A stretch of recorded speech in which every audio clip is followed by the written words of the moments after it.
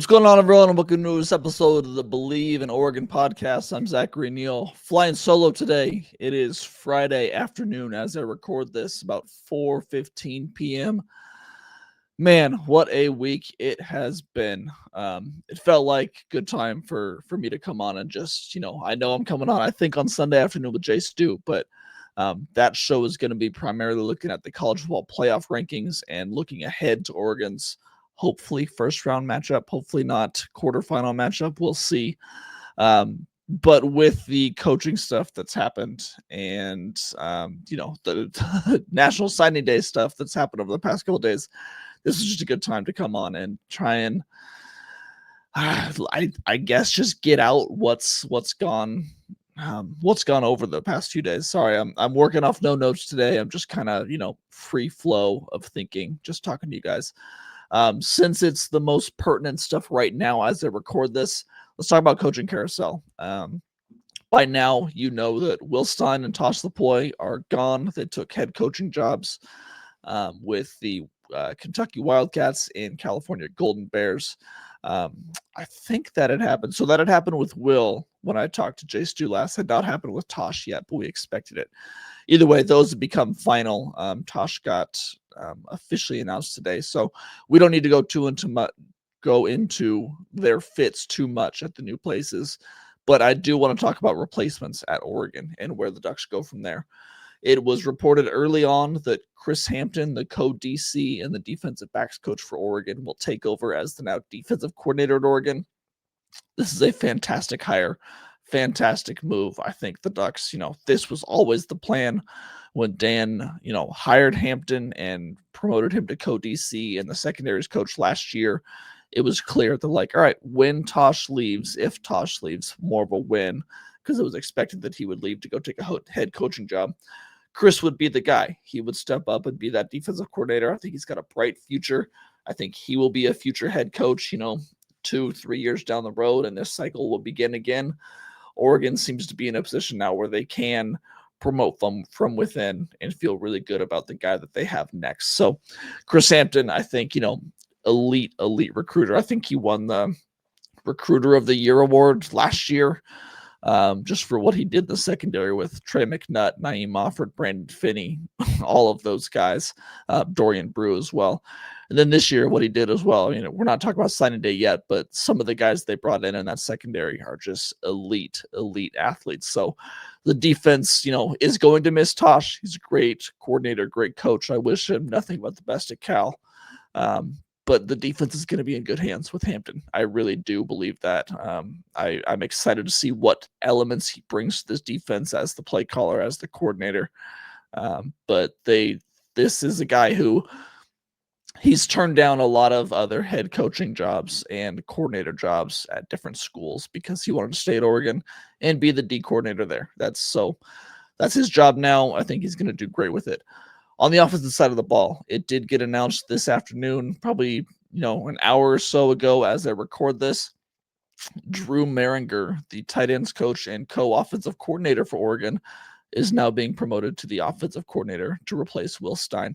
So that is both offense and defense coordinator roles that are filled by internal hirings. That's a big deal. I just want to make sure that everyone listening knows that's really impressive that Dan has stacked the deck in this way to where he feels that he can hire from within and make sure to fill those roles, not have to go with an outside hire, not have to really, it's kind of status quo. It's business as usual. You're not bringing in a new system. You're not bringing in a new guy who's going to, have new ideas. Like, yeah, Drew's going to have his own little ways that he runs things and style of play calling that may not be what Will did, but for the most part, it's still Oregon's offense. I think that's really important. I think it's really cool. I know Drew. He's a great guy, a really good recruiter. I'm happy for him. This is an awesome move for him.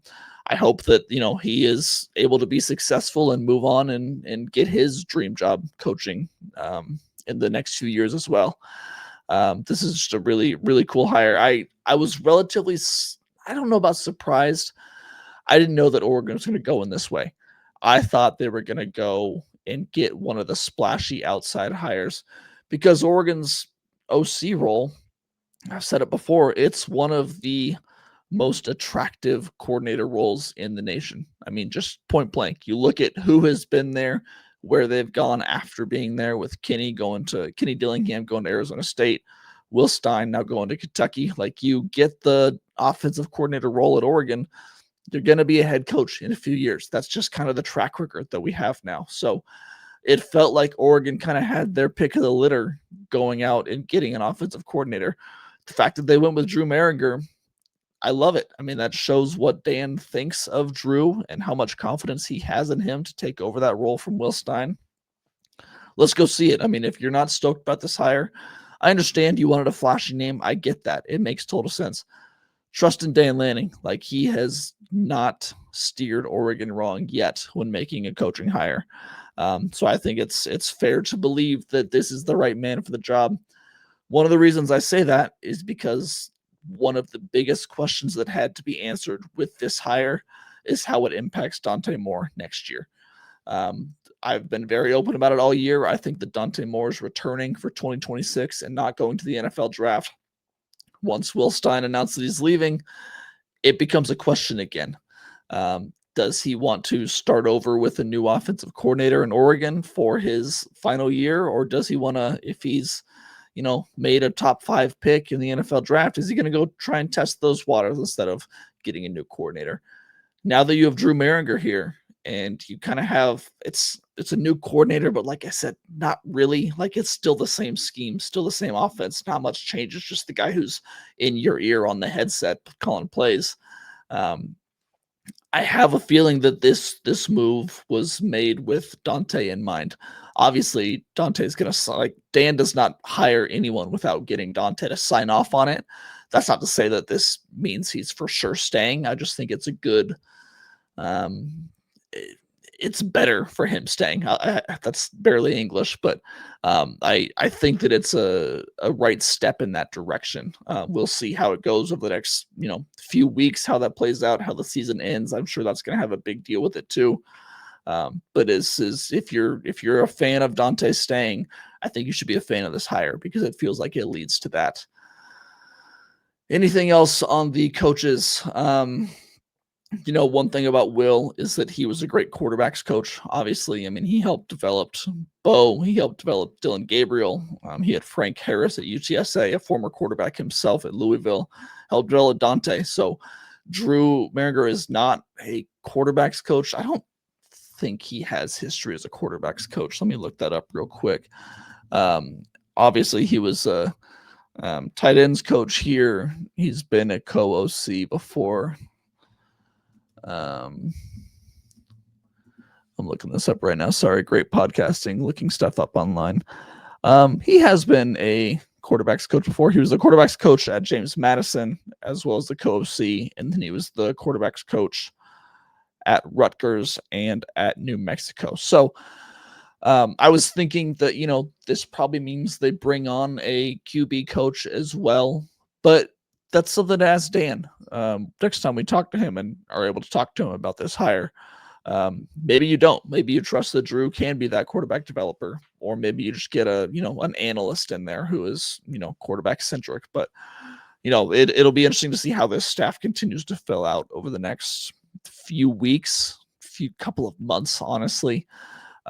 Because there are some roles, and we'll continue to see some attrition, I think, from both Will Stein and Toss Lapoy. Like, they're gonna take some coaches with them. I believe it. Will has already announced, or Kentucky, I should say, has already announced that Pat Biondo, the director of recruiting at Oregon, is going to Kentucky as well to be the new general manager.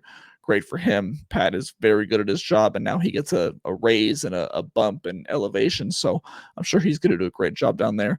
I would not be surprised to see some defensive coaches go with Tosh. The one that I have circled that I'd be bummed about, but not surprised, is defensive line coach Tony Tuioti, going to Cal to become the defensive coordinator there. Like, that wouldn't surprise me, but that would be a big loss for Oregon because Tuioti is a great coach. But all in all, like, great hires for Cal and Kentucky. Great hires by Dan to get Hampton and Maringer moved up. I'm curious to see what this means for guys like, Cam Aragi. Like if he stays, I think he gets a bigger role instead of just an analyst, maybe with the defensive line role. I'm blanking on names right now. Rashad Samples. Sorry, it's been a really long week. I'm tired. it's almost quitting time on Friday, and then of course we had breaking news. Rashad Samples, I think, will probably get promoted to co-OC. I could definitely see him being that next guy that, in 2 or 3 years when Drew Maringer moves on and becomes a head coach, maybe Samples, if he's still here, gets that OC role. Like he seems like the next guy in line. I wouldn't be surprised by that. So a lot to play out still with this news with the coaching carousel, but I think Oregon is in a really good spot. All right, National Signing Day or National Early Signing Period, whichever one you want to call it, started on Wednesday. Technically does not end until tonight at midnight, but it is pretty much over for the Ducks. They did an incredible job. Shocker. I don't think anyone is surprised. They signed the number 2 class in the nation with 21 commits, 5 of which were 5-star players. That is a record for the number of 5-star players in a class. There's a record for the best recruiting class in program history. 4th year in a row that is a top 10 class. 3rd year in a row it's a top 5 class. 3rd year straight that it is the best class in program history. That right there just kind of tells you all you need to know. This is a really, really solid class. A lot of great playmakers. A lot of, I think, instant impact players. Dan said that in his press conference on Wednesday that, they didn't go try and grab that number 1 class by taking 30 guys, 35 guys. They identified the 20, 21 guys that they thought could make an instant impact, could play, next year, next 2 years, and they signed them. There's some guys in this class that are, incredible. I'm looking at the list right here. Guys like Emmanuel Ihanacho, like 5-star offensive tackle who's 6'6", 345. You got 5-star safety Jet Washington, who is, where is he on here? 6'5", 205 as a safety. 5-star wide receiver Jalen Lott, really, really, really dynamic athlete out there at the wide receiver spot. 5-star edge rusher Anthony Take Jones, I think an instant impact player. I think he could be on the field a lot next year as a true freshman. Just some great players on this signing class. Of course, a lot of people are going to be talking about the one that they didn't sign, and that was 5-star wide receiver Chris Henry Jr., who ended up signing with Ohio State. This one was a saga. This partly why I'm so tired right now, because we've been following this for the past 4 days, honestly. Like, it became clear on Tuesday that Chris Henry Jr., if you don't know him, 5-star wide receiver, number 1 wide receiver in the nation, Mater Dei kid. Sorry, I can never say Mater Dei right. Which is in Southern California, one of the best high schools in the nation. He's been committed to Ohio State since 2023. So 2 years now. Oregon has tried everything they could do over the past 2 years to get him to flip from Ohio State to Oregon. They've done all the right things, said all the right things, pushed all the right buttons.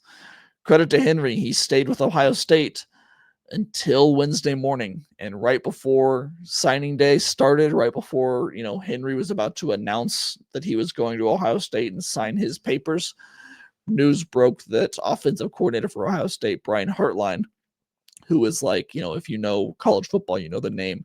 He is the wide receiver guru in college football. Like, he's an incredible offensive coach. He is part of the reason why Ohio State is wide receiver university. Like, he's one of the best recruiters in the nation. It was announced that he's taking the head coaching job at USF, Southern Florida. Apparently, this, like, quote unquote, shocked Chris Henry. He didn't see it coming. This was a guy that he had a great relationship with. So when that got announced, he had second thoughts. It still got announced at his commitment ceremony that he was committing to Ohio State, but that's not everything anymore. You got to sign the papers and you got to submit them. So after an hour or two of him being quote unquote committed, when the papers didn't show up, it was kind of like, okay, what's going on here? And that's when it came out that he was having second thoughts and Oregon was pushing really hard, and he was considering Oregon. He was eventually considering Texas and USC and LSU too. This went on, this started Wednesday morning, and then it's been like staring at your phone, waiting for something to happen for the what 48 hours until it ended this morning on Friday morning, with him announcing that he is still going to stay at Ohio State. But I know for a fact that Oregon felt really confident about getting him. They were told from Henry that they were getting him as late as, as recently as last night, Thursday night. Um, it's a bummer.